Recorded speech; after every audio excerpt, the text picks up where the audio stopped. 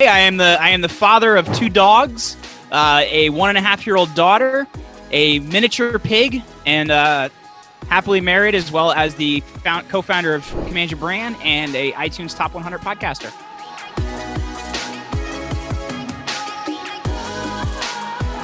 So I was bullied a little bit because I was somebody that came from public school to private school, and that was a very niche community. I never really fit in because, those social ties were kind of already set up and I came into them. So I never really fit in there. So I was kind of always on the outside looking in.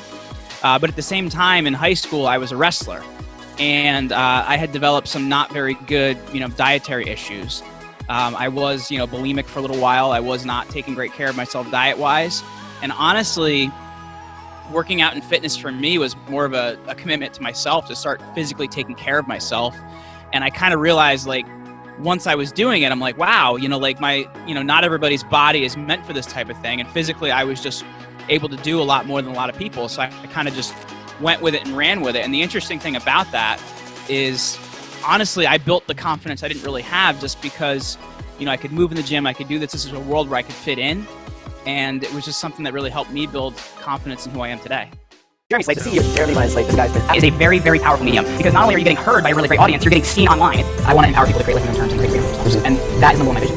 Don't get started with those skills. I didn't start with a large following either. It took me a long time, guys. And don't think that first thing has to be the right thing. Just understand if you have the willingness to make it happen.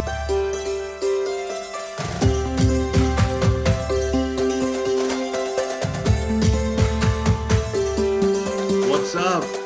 Hey, Avi, what's up, my man? All is well, my friend. How are you doing? Just wanted to let you know you're live on 2 channels right now. Wow. Hey, everybody. My name is Avi Arya, father of 2 girls, 6 dogs, husband to a superwoman, a streetcar racer turned hotelier, now social media marketer and founder of Internet Moguls. And wow, that's a mouthful, man. It is. Now, let's have Jeremy's hero introduction. Oh, you want me? Yes, please. Once again. Hey, I am the father of 2 dogs, a 1.5-year-old daughter, a miniature pig, and happily married, as well as the co-founder of Command Your Brand and a iTunes Top 100 podcaster. Lovely, Jeremy. I love that. Jeremy, you and I have been, known each other for a while, and I've seen your journey from the time you posted the picture of your first office, the champagne in your office, all of that, and but I've been. When I met you for the first time, the one thing was, if this guy can be in this kind of shape right now, whatever he does, he's going to bring discipline to whatever line of work he's in. And then you went to interview people, and then I was thinking of a tagline. I said, how do I introduce Jeremy to my people? So I said, the human. So on my Facebook Live, I said, the man who's interviewed everyone. You're not far off, man. I know. So tell us a little bit about your story, where you're from, how you started, and start with your bodybuilding days, man. I'm so intrigued. I love that story. So it's kind of weird to describe, because I kind of have these parallel tracks in my life, right? Because I've always been a nerd. So I've been reading history books and all that kind of stuff. Studied politics for a long, long time. But then at the same time, on the other side, I was a competitive powerlifter. I started at 17. I was 140 pounds. By the time I was 22, I was about 205 pounds.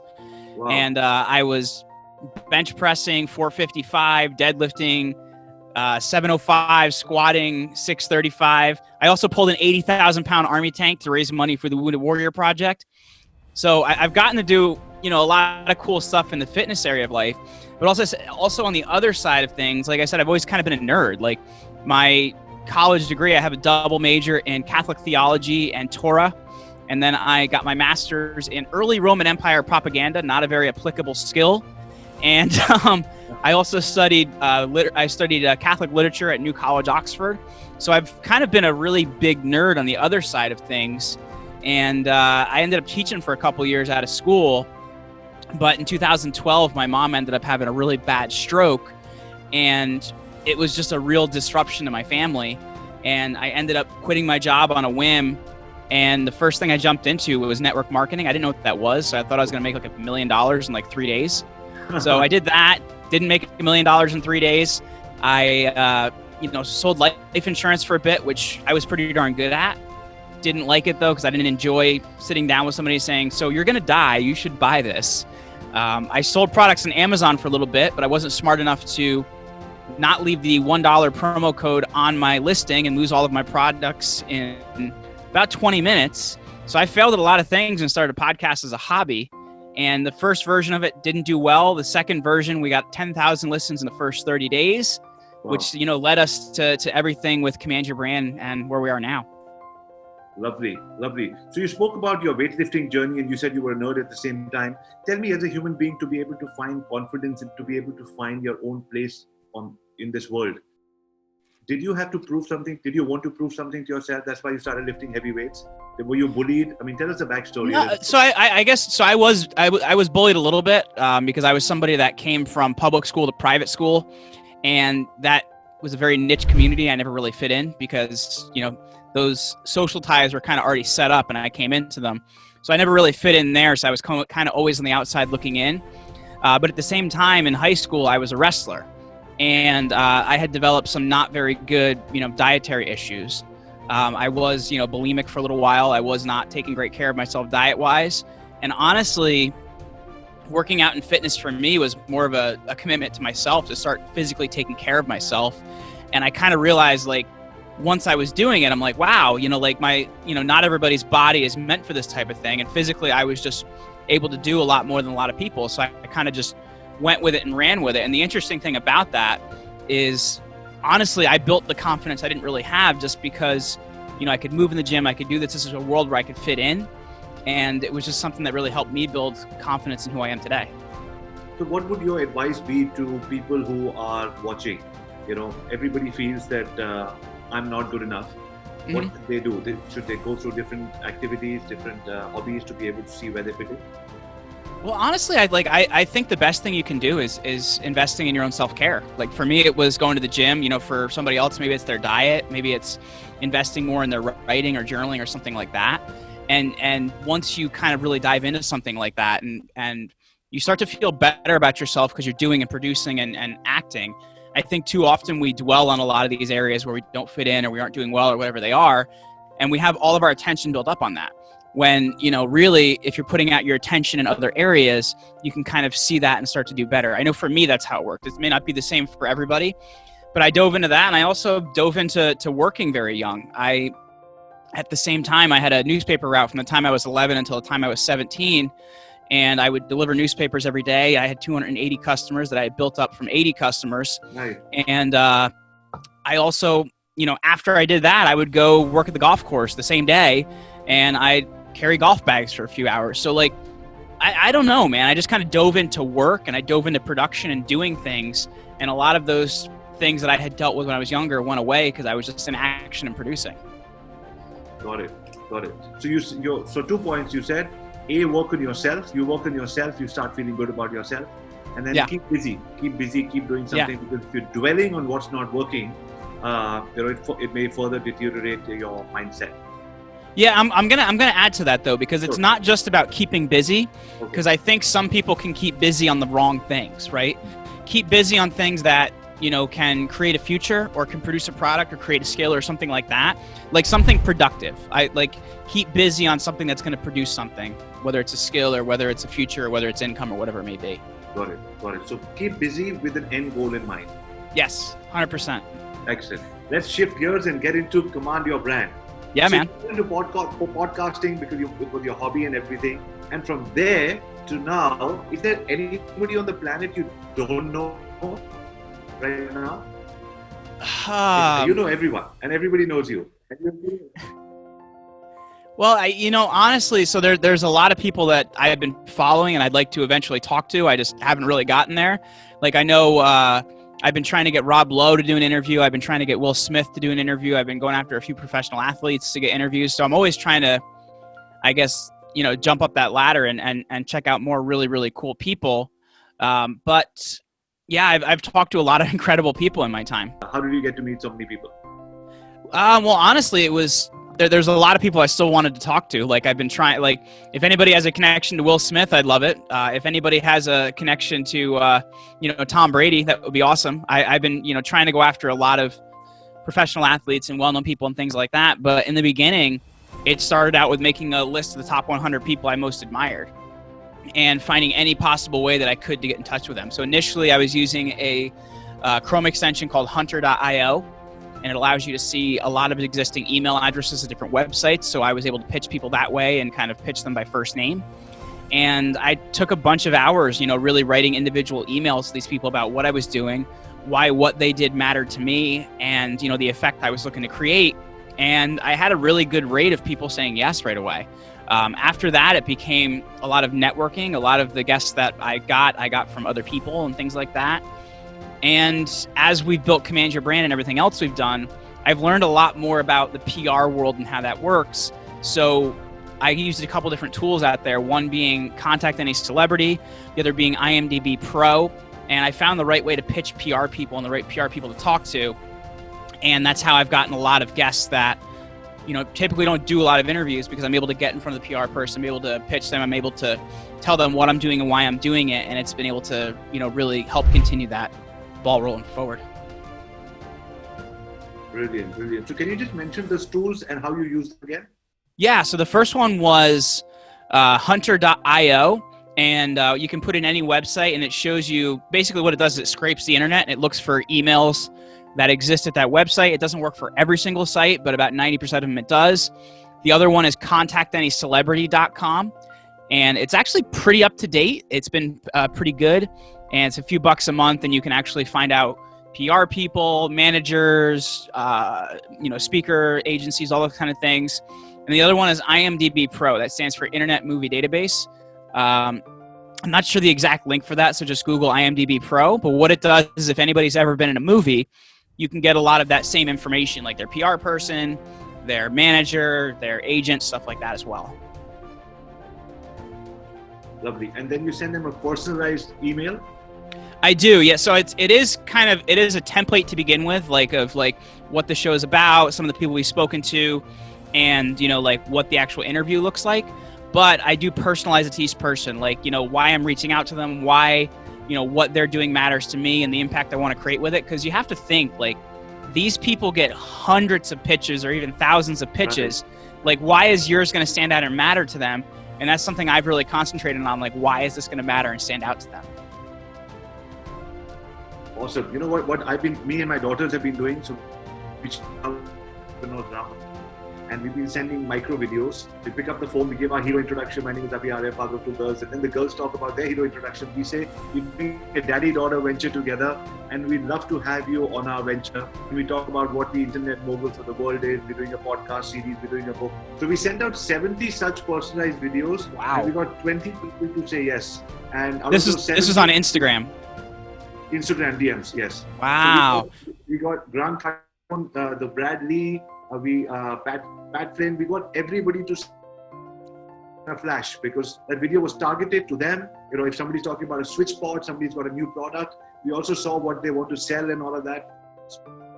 This personalization game is the way to go. So do you? I've had a lot of success with that personally as well, with Instagram DMs. I haven't done the videos, so now you've got my wheels turning. I'm gonna have to try and do that. But I have gotten in touch with some cool people via DMs as well. That former Green Bay Packer AJ Hawk.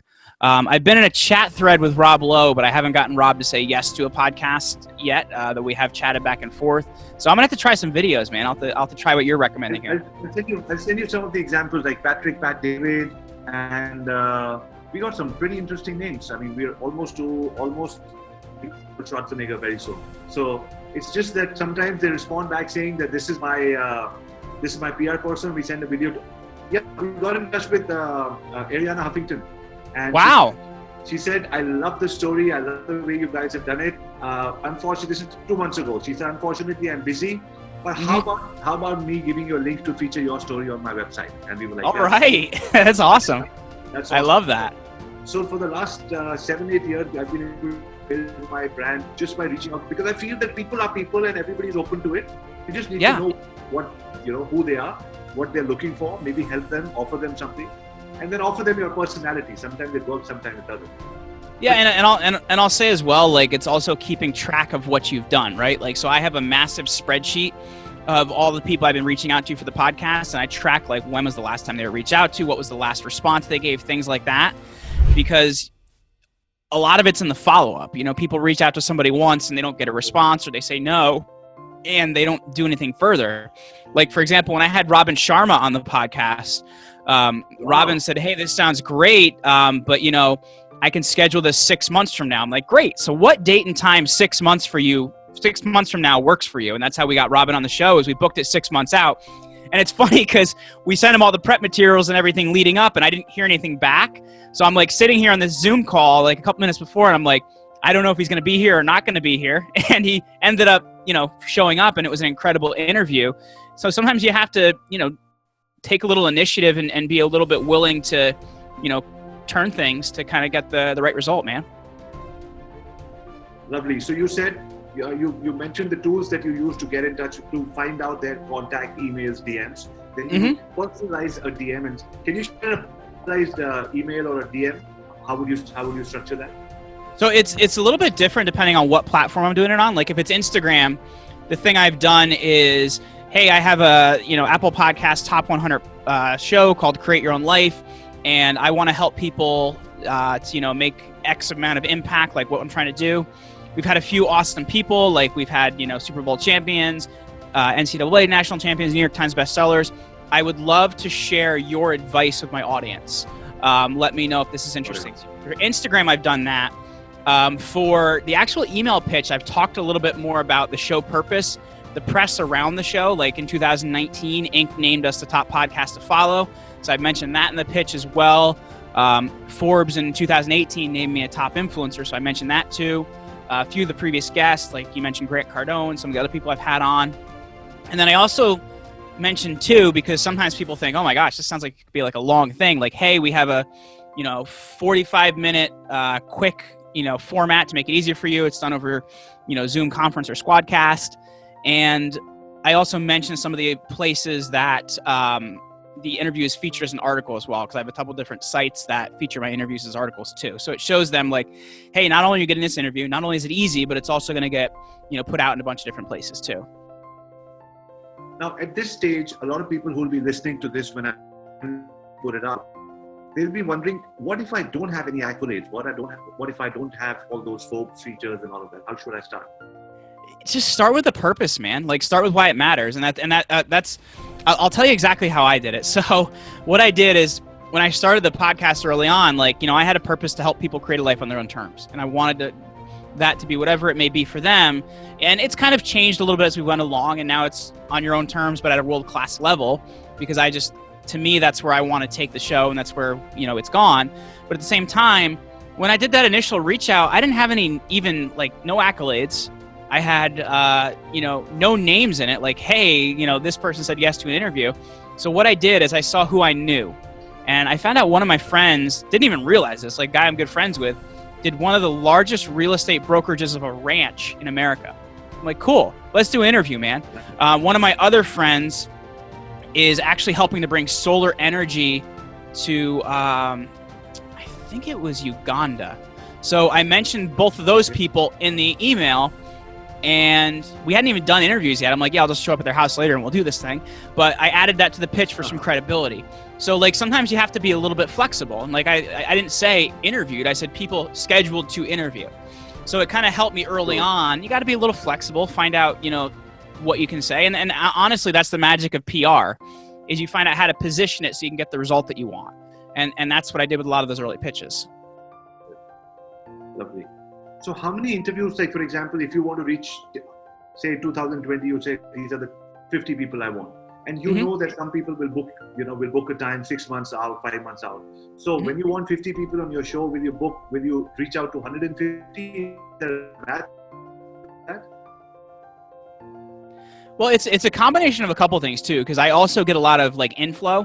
So like, you know, I get hundreds of pitches every month. So we also sift through those too. And I do find a few there that are fits.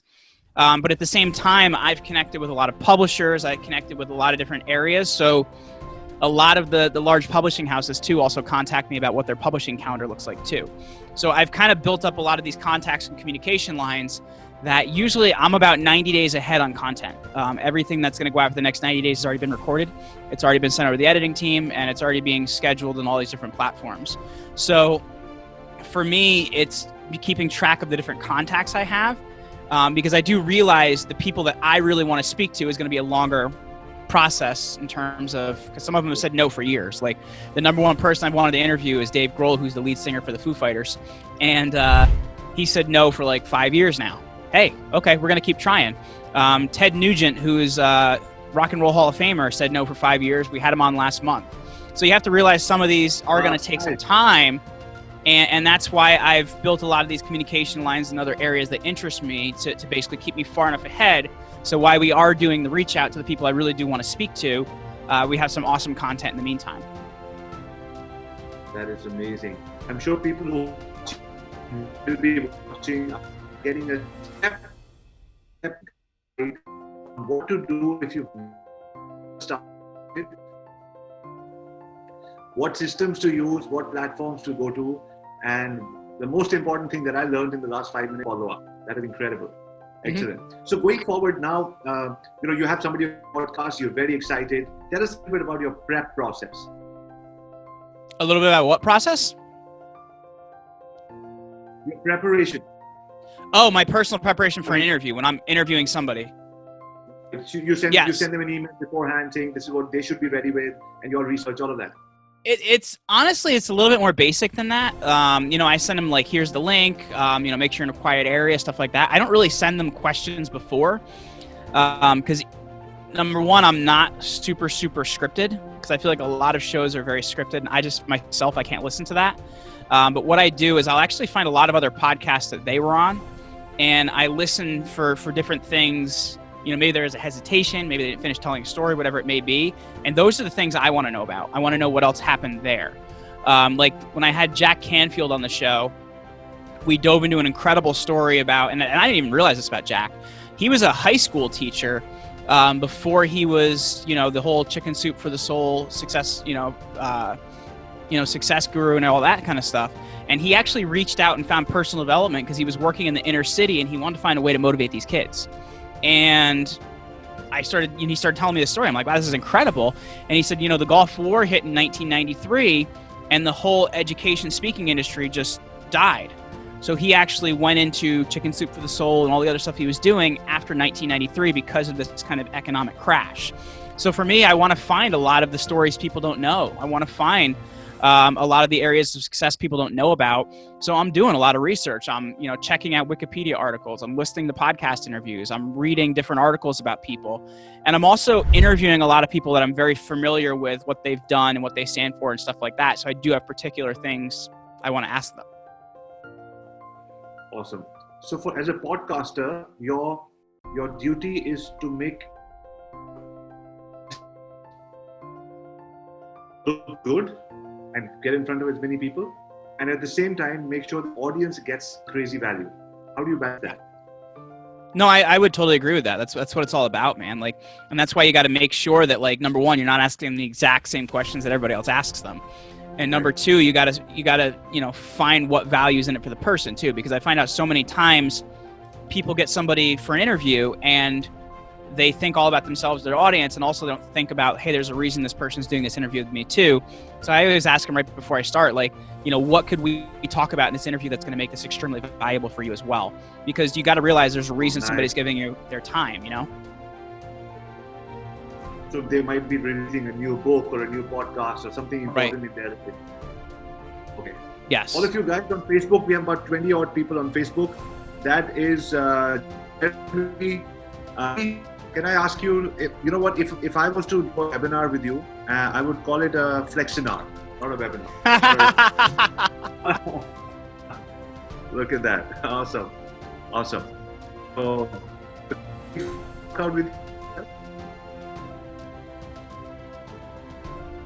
I think I lost you again, Avi. Yeah, okay, I'm back. Perfect. So moving on, when it comes to audio equipment and like the awesome curtain you have at the back, your nice branded, people who are starting off and saying, I fell in love with what Jeremy is doing. I want to start my own podcast today. How do you think they should get started? less money or no money, they just have a dream like you did in your... Well, this is a super basic mic. This is a Audio-Technica ATR 2100, $60. Like, it's not an expensive mic. And the cool thing about it, as you'll see on the bottom here, there's 2 sets of inputs. This is called an XLR input, and this is just a USB. So the cool thing about that XLR input is I can actually plug it into a digital recorder if I'm like in person with somebody. So this mic allows you to do a lot of different things, and it's cheap as anything. Hosting, I use libsyn.com, libsyn.com. And I think their cheapest package is like $15 a month. And, you know, other than some like good graphic design and stuff like that, there's not a whole lot else you need, man. So like literally under 100 or $150, you can get started. Now, if you want to class it up, you know, I have 2 lights that are right here that you guys can't see that are kind of lighting me up better. That and the thing that holds the backdrop was like $150. The backdrop itself was another $150. So like I did kind of class it up a little bit, add this boom arm, stuff like that. But you can get started relatively cheaply, man. You just need a hosting account. That means, you know, that's what Libsyn does, and you need a good mic. If you have that, you're really good to go. And we're using Zoom right now to chat. It's a great software to do interviews on, very easy. I also use one called Squadcast for a lot of my interviews, and it's like $20 a month. But what it does is it records on each person's side, not over the internet, because sometimes your internet stream isn't good. And what it does is it makes sure it only does the audio, though you can see each other on video. So if you're looking to do more video, it may not be the right way to go for you. But for me, I'm super into sound quality, so I've used Squadcast quite a bit because it's handled a lot of internet streaming problems, because they happen sometimes, man, and that's, you know, why we need to think around them, you know? Got it. Perfect. So people are getting inspired. Guys, if you're on Facebook and you're watching, you have a question, please drop in your question in the comments. We will take a couple of questions in the next few minutes. Awesome. Tell us about... You started podcasting as a hobby. You understood stuff. You got in front of people. You used all these tools, and you have so, gracious everything that you've learned with all of us here. I really appreciate that. Now tell us about your brand. Now you have a new business where you help people become their own brands by booking them on shows. I mean, what a unique service. I don't think in India that service is here yet. Can you talk about that and how people can get in touch with you for this? Yeah, so my secret weapon, honestly, my whole time doing this has been my wife. She's been in PR for, I guess, about 12 years now. So she's been in the PR world for a really long time. And when I launched my podcast, she's like, well, why aren't you going on other podcasts? Like, that would kind of be like an important thing to do. So she kind of spearheaded that whole thing and started getting me booked on shows. And a lot of people said, hey, like, can you help me with this? So in 2016, we started a company called Get Featured Media. My co-founder and I actually ended up splitting. It didn't really work out. The new name became Command Your Brand. And we really look at getting people on the right podcast, getting them in front of the right people, and teaching them to tell a story. Because I find that people think that everyone is their audience, and it's just not true. So we try to find out exactly who your audience is, get you in front of them. We also find that every story has, or every interview has, what we call story, message, and call to action. Your personal story, the key teachable points you want people to walk away with, and the call to action, like what action do you want people to take at the end. So we help them line that up, and then we get them booked on podcasts to either launch a book or get out for general awareness or whatever it may be, and just help them get out there. Because the thing I think is really cool is with podcasts, you're not just getting in front of people, you're also at the same time building your online ecosystem, because you're getting better search engine optimization, you're getting more content out there about yourself. So it's pretty incredible, like, what our clients have been able to do by getting on top-rated podcasts as a guest. So that means people can contact you, and you'll help them craft their story and get in front of the most relevant podcasts that are relevant for their industry. Yep. And it's a paid service that runs throughout the year. Yep. Yeah, and if they want to find out more about that, they can check out commandyourbrand.com. That's going to be the best way to do that. Or if you want to get in touch directly, you can email Drew at commandyourbrand.com. He is our Director of Business Development. He'll be more than happy to grab a call with you and see how he can help you. Excellent. Drew at commandyourbrand.com. Okay. Yes, sir. Excellent. Awesome. So moving on, people who are like, I'm a lot of people, because I teach digital marketing. We have a community of 55,000 people, but I tell everybody the fastest way to go from point A to point B is videos, because every time I've been able to put a video in front of somebody on a DM, from Gary Vaynerchuk to anybody, I've got that meeting, I've got that appointment. Your personality shines through, and most of the people will say yes, or they'll say, at least say no and say maybe later or whatever. So everything, according to me, has worked with videos. Jeremy, I tell people that a level 4, there are 4 kinds of marketers, and a level 4 marketer is somebody who just insists on putting videos everywhere. A video on a Facebook ad, travels far further than anything else, and to be able to build lead funnels, emails with videos, video proposals. So everything in the digital marketing ecosystem, I do with videos, and that's how I teach people to do. Mm-hmm. However, there are lots of people, and we also have a program. The first part of the program that I have is called Shyness to Awesomeness. Practice making videos with your friends, and then the system, you follow the system for 7 days, they start feeling that there's something breaking. What's breaking is not their confidence, but it's their fear, and they start feeling better about it. However, after whatever I can do to encourage them, give them a positioning and all of that, there are still some people who say, can I talk to you on a private chat? And I know what they want to say. They want to say, I'm still not comfortable in front of the video. Can I do audio? Can I do a podcast? Because I'm okay with my voice. I have a message in my heart just as strong as anybody else, but I can't do videos. So what is your message for people who are watching and will be watching, who have a message in their heart or a product or service that can go and change somebody's lives, but they are, for whatever reason, insecure about video? Well, I'll be honest with you. I tend to agree more with you now. If you asked me 2 years ago, I wouldn't have. I started an audio-only podcast because I didn't like talking to people and having to look at them because I was a very shy person, and I've gotten a lot better with that. I also enjoy the magic of radio just a little bit, as I've been kind of a radio nerd here in the U.S. But at the same time, if you check out my content in the last year and a half, I'm doing more and more video, more viral style video, more stuff like that. 80% of podcasts, if you're getting somebody on their phone, they're usually consuming it in audio only. But the thing that's going to grab their attention and get them to listen to the podcast is a video. So you have to be willing to create video content and good video content to be able to do that. Now, honestly, for me, it started with getting better at interviews. I did like 250 interviews before I really felt good about this. We're at 700 now. So it was just really doing more and feeling better about it. But at the same time, it was also investing in better equipment. Like the lighting helps, the backdrop helps, stuff like that helps. Also, getting a digital recorder. So I have a great setup when I do in-person interviews too. So you don't have to have a lot of stuff, but in order to do a good job at this, at least for me, I felt like I needed more equipment. And once I did, I've started doing a lot more video now.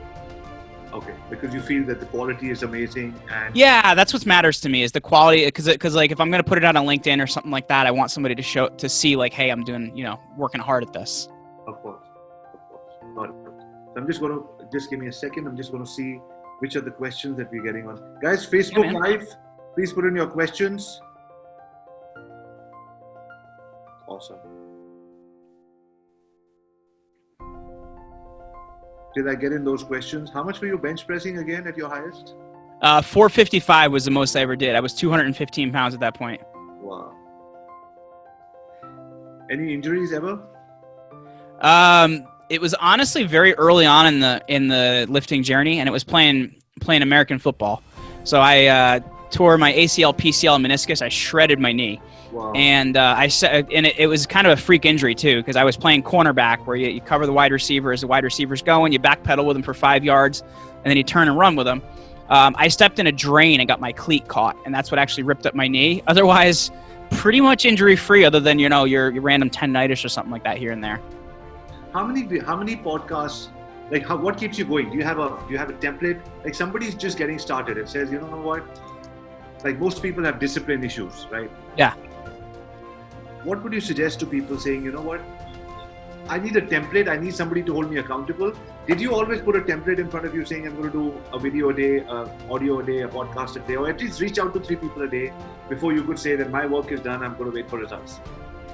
I'm a little bit crazy, man. I'm one of these people that like, I kind of get like manic on a project. Meaning, I don't know how to explain this other than, so like when I did the first podcast reach out, I sat down for 8 hours emailing people, not getting up to go to the bathroom, not eating food, not doing anything, and then was kind of like, all right, let's see what happens. So I don't know. I'm somebody that tends to deep dive on projects and kind of just work on them. Like, our latest sales funnel, I worked for like 14 hours before I did something else, and I was kind of like, cool, it's done, on to the next thing. So I wish I had an easy answer for your audience for that, man, but just the way I've worked, I've always been somebody that dives into a project until it feels like it's done, and then just kind of tweak it when need be. Okay, excellent. So you make a list of people and you go till you start getting results and you're like, fine. 8 hours of reaching out to people, guys. That's how things happen. You push till things start coming back to you. Yeah, well, and honestly, if they want some help with that, right now, just because of this whole like pandemic and stuff like that, we actually made our flagship course for starting your own podcast free. So if your audience is interested in grabbing that, if they go to commandyourbrand.com/coronapod, they can get our whole Start a Podcast course, which I think it goes for like $497. They can get the whole thing for free. And it's not like, hey, in 30 days, I'm going to ask you for some money or something like that. It's you get in now, it's free. Guys, this is fantastic. What Jeremy is offering right now is a free podcasting course, which is available. I'll take the link from you and I'll send it to people on the email because we've got lots of people on the email. Awesome. That is super helpful. Excellent. So, Seema Nanda, do you have a question? Can I take a question from you? Anybody who wants to start a podcast or wants to be on different channels, wants to understand from somebody who built this journey, from the ground up. I've been watching his journey. He did everything on his own. I cannot forget the day you got into your office and you did that video. That office. That was, and I remember I sent you a message saying, we've never met, but I sent you a message saying I'm truly part of your happiness right now. And it was partially because of the champagne that you had, but also well, so this is a funny thing is I'm usually the pretty serious person where my wife is kind of the one that's like my sense of adventure and balances me out more. So she likes to keep a bottle of champagne in the refrigerator because that way, like when something cool happens, she's like, let's celebrate. So she's tried to force me to celebrate a lot more, which honestly has made the journey a little bit easier because I think a lot of times we don't celebrate the wins, and she's kind of forced me to do that where I'm kind of the serious, let's get something done. Let's, grind it out. And she's like, cool, let's have that bottle of champagne. So she always has a bottle of champagne ready in the fridge for that. That is awesome. Okay, great. Jeremy, I think we've got, you told us how you started. You spoke about your hero introduction. You told us about your mindset that you had when you started. You spoke about discipline. You gave us actionable tools that we can go to be able to actually find the details of the celebrities that we want. Everything is over there. You ended up by giving your free course and saying, here, go ahead, find out how to do it. And most importantly, for all of you people, 55,000 people in the community, whenever you go through this series, because we put it in our online community for our students, whenever you go through this at whatever day or age, don't forget to hit up Jeremy on Instagram. Is that the best way to? Yeah, I'm at Jeremy Ryan Slate over there. I'm also doing a lot on LinkedIn as well, so definitely follow me on LinkedIn too. And for anybody who's looking to be featured on a program and say on a series of programs as a paid service where Jeremy's team will help you understand your brand, help you find your story, craft your message, and then promote it to other people and get you featured. All the work is done. All you need to do is sit back. I know because I personally witnessed the service from many of my friends. So reach out to the gentleman. And Jeremy, before we go, can we have one more final flex? Love it, man. Ladies and gentlemen, boys and girls, that was Jeremy Slate. Please, from all of us on Facebook and all of you, when you see this again, put in the comments. Thank you, Jeremy, and thank you, my friend. Thank you for your time, and hope you all stay safe. And I'm going to send you the recording as soon as we're done. And like I said, this is going to go to multiple platforms. My team will send you a list, and you'll start feeling it when it starts. I promise. Awesome. All right, Jeremy, thank you very much for your time. I look forward to seeing you soon. Awesome. Have an amazing day, man. You too. Cheers.